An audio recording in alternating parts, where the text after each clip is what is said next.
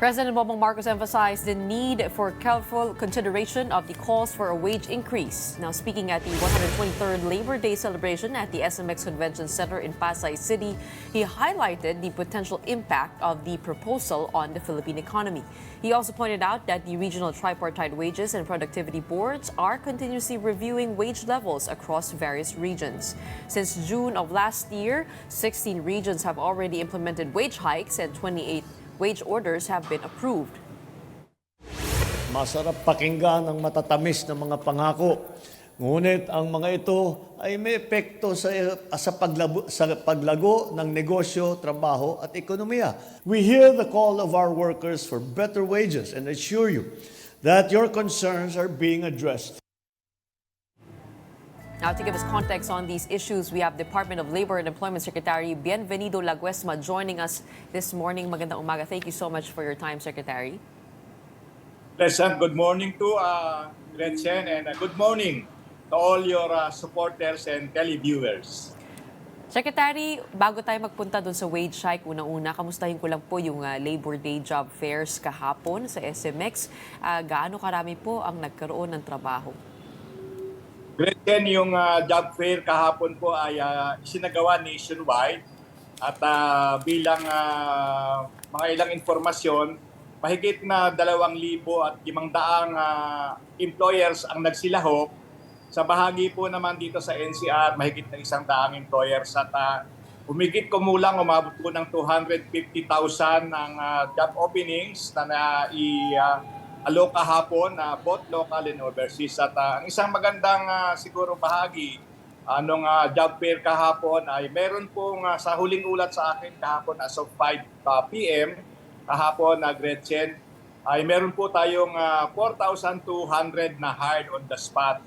Ang ibig sabihin ay sila ay umuwi buhat sa pakikilahok sa nasabing mga job fair na may magandang balita sa kanilang pamilya na sila ay mayroon ng trabaho. Okay, gaano naman po kadami yung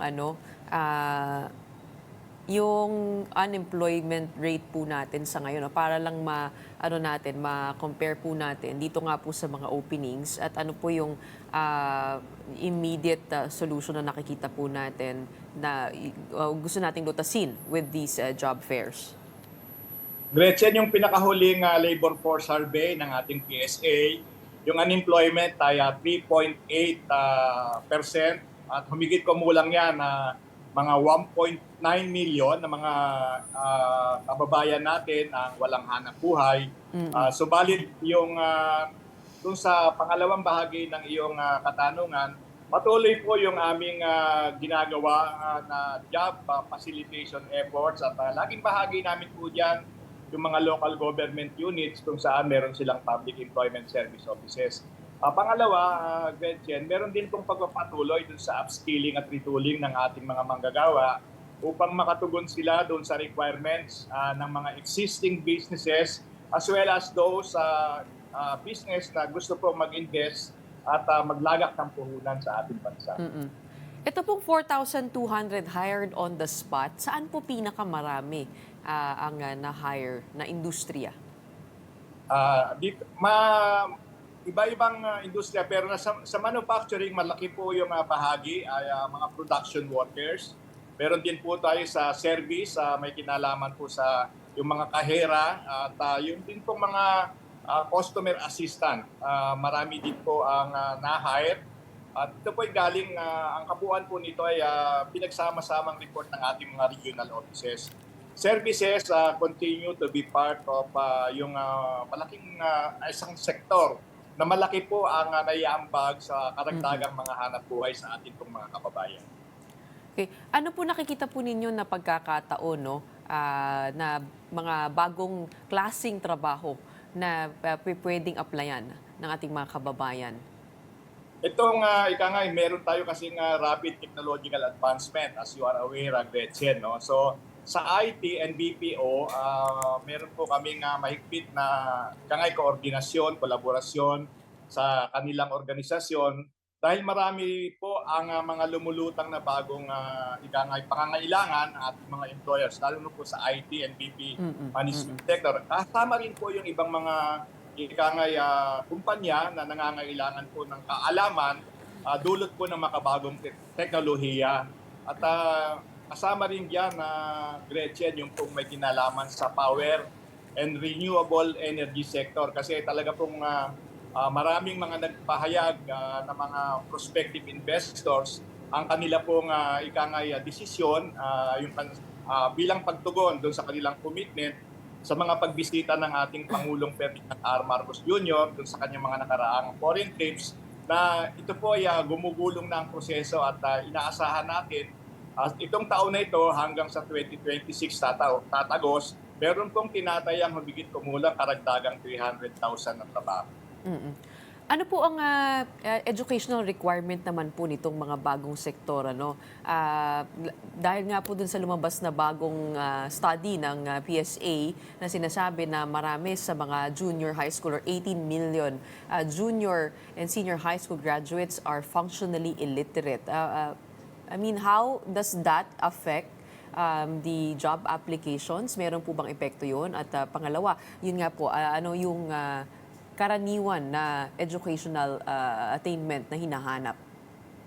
Definitely, Gretchen, meron yung epekto o meron yung impact doon po sa ating mga job seekers. Kaya nga po, nung nakaraang taon, nagkaroon po ng tinatawag natin na Joint Memorandum Circular sa pagitan po ng DepEd at ng TESDA. Bahagi po ang DOLE kung saan yung pong may kinalaman sa pag-i-embed o pagpapaloob dun sa senior high school curricula, nung pong mga kurso o mga subject na makakatulong po na pagka-graduate po nila ay dapat employable na po kagad ang ating pong mga graduates. No? Tuloy-tuloy po yun at tinitignan, kung matatandaan din natin, bahagi po nung ikangay napulot o nakuhang impormasyon yung sa nabanggit nyo na resulta ng survey, meron pong ginagawa ngayon na pag-aaral din at meron na rin nalalapit na paglulunsad ng kanilang rekomendasyon. Ito pong EDCOM 2, kasi mahalaga po talaga na ang ating pong mga manggagawa, lalo na po yung mga bagong papasok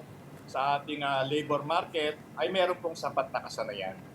Sa ngayon po ba, pumapasa na ba po yung mga junior and senior high school graduates natin? O talagang kinakailangan may assistance for training ng TESDA at DOLE? So nakikita po ninyo na realidad po sa ground? Sa ground, actually, bahagi po ng mga na-hired on the spot, yung pong ilang mga graduates ng senior high school. At yun naman pong hindi nagkakapalad, yun po ay sinasado o ginagabayan ng TESDA, pagdadagdag po ng ating pagdadagdag po ng mga kasanayan o kaalaman nang sa ganun talaga maging competitive sila at masasabi po natin na work ready, handa na po silang humarap dito po sa larangan ng paggawa. Yung nakikita natin pong mga direksyon ng mga balakid na dapat talagang mailatag, yun talagang gawin natin po sila na hindi lamang po siguro may kaalaman yung tinatawag na hard skill. Pati po yung soft skills kasi, Gretchen, hinahanap ngayon how you interact, anong klaseng diskarte, kailangan may discernment ka para makatulong po kayo sa magandang pagpapalakad o operasyon ng mga kumpanya na pwedeng inyong pinapasukan. Secretary, meron din po ba tayong pagkakataong nakikita dahil dito po sa nangyayaring trade war sa buong mundo, yung meron tayong 17% tariff, pero nakasuspend pa yan sa ngayon. Pero meron bang mga nag-express na ng interest na dito sila magtayo ng kanilang pabrika at nakikitaan natin na pwedeng puntahan sakasakali nga matuloy itong mga taripa na ito? Gretchen, early on, bago pa itong ganitong klaseng kaganapan, meron na po talagang mga nagpapahayag ng interest na maglarak. Yung nabanggit ko po kanina na higit kumulang mga 300,000 jobs na pwedeng malika dahil po dun sa implementasyon na ng mga commitment na maglalagak ng puhunan dito. Bahagi po yun ng paghahanda natin dahil tayo po ay nasa isang international community na kung saan atin pong minomonitor ang mga kaganapan.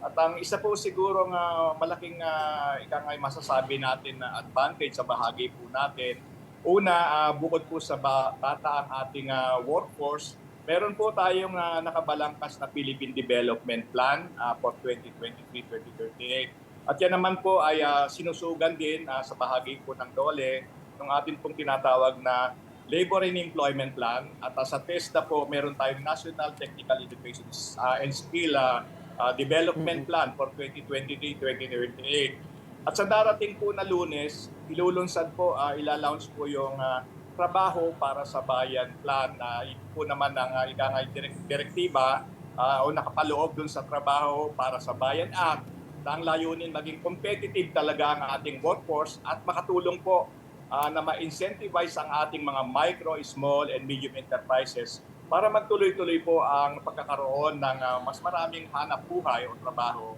para sa manggagawang Pilipino. Okay.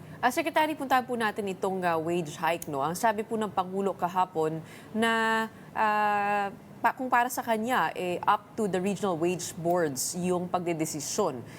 Meron po tayong 2 bill na nasa Kongreso at Senado. Yung sa Senate Bill 2434 ay 100 pesos yung daily wage na kanilang nakikita at sa House Bill naman sa second reading pa lang 11376. Yung pahayag po ng Pangulo, does it mean to say mahihirapan itong mga bill na ito na makapasa at ano ang direksyon ng Pangulo pagdating dito sa wage hike? Gretchen, sa aking sariling pananaw, hindi naman kumbaga sa yung sinasabi ay mahirap na mahirap kasi ang pagpapasa po ng batas ay poder o mandato ng ating Kongreso. At ang tungkulin lang po namin sa bahagi po ng executive ay may kinalaman sa pagkakaloob o pagbibigay ng mga technical inputs kasi mga resource persons po kami. At kung ang amin pong pinapaabot na posisyon o kaya naman ay mga inputs ay tatanggapin o hindi tatanggapin, nasa ating pong Kongreso. Naipasa na po yan sa Senado, yung kanilang panukala, yung nabanggit mo nga na 100 peso across the board.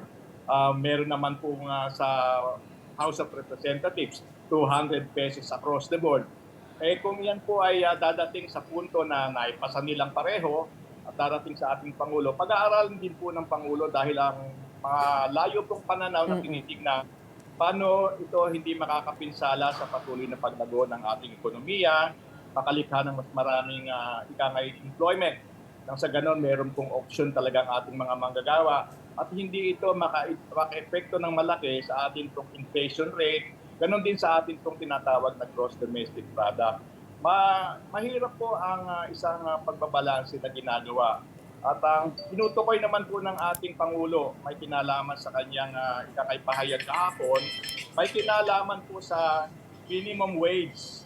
At ang minimum wage naman po, yan po ang mandatong ipinagkaloob ng Kongreso na isaalang-alang ng ating iba-ibang regional tripartite legislative boards. Sila po ang lumikha nito dahil nung ito po ay likhain noong 1990. Bahagi na po ako ng Department of Labor and Employment at that time. Kaya po ito napagpasyahan noon upang ma-depoliticize, no? Maiiwas po sa mga political na intervention, ang pagsasaalang-alang anumang adjustment. Ang kanya lamang pong tinutukoy ay minimum wage, yung pong entry level. Para matiyak lamang na ating mga manggagawa, hindi babayaran ng sweldo na mababa doon sa minimum wage. Meron pa pong 2 kaparaanan upang makakuha ng sweldo over and above the minimum wage. Una, yung bipartite na usapan ng employer at sa kanyang mga manggagawa. Ikalawa, kung tayo po ay mayroong union at ito po ay dinadaan sa collective bargaining negotiation, CBA. Kaya yan po ang pangunahin na objective o kaya naman ay kadahilanan bakit mayroong pagkilala din ng ating pamahalaan dun sa karapatan na mag-organisa. Nang sa ganun, makapag-bargain sila sa kanilang employer at tignan ang kakayahan mismo ng kanilang sariling employer. Kasi kung minsan na hindi naman pwedeng fits all ang isang solusyon, dapat tignan din natin na bukod sa pangangailangan ng mga manggagawa at ng kanilang pamilya, tignan din natin ang kakayahan at kapasidad ng mga employers. Nang sa ganon, magpatuloy po ang hanap buhay. Kasi sa bahagi po ng Department of Labor and Employment, kaya nga po masugid kami at masigasig dito sa mga job fair.